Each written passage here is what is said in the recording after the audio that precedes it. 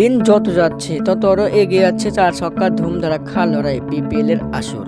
BCB প্রধান ফারুক আহমেদ এবারে BPL এ জমকালো আয়োজন করতে চান, পূর্ব নিয়মে করতে চান এবারের বিপিএল এ লাভাংশ কিছু শেয়ার করবেন ফ্র্যাঞ্চাইজি মালিকদের সঙ্গে, যাতে সবাই খুশি হয়। দর্শক, গতকাল শনিবার মিরপুরে বিসিবি কার্যালয়ে সভাপতি ফারুক আহমেদের সঙ্গে বৈঠক করেন হারল্যান্ড কর্তৃপক্ষরা। বৈঠক শেষে চিত্রনায়ক ইমন জানান, সাকিবের দলে সাকিব আল হাসানের খেলার সম্ভাবনা আছে, তবে এই মুহূর্তে বলতে পারছি না।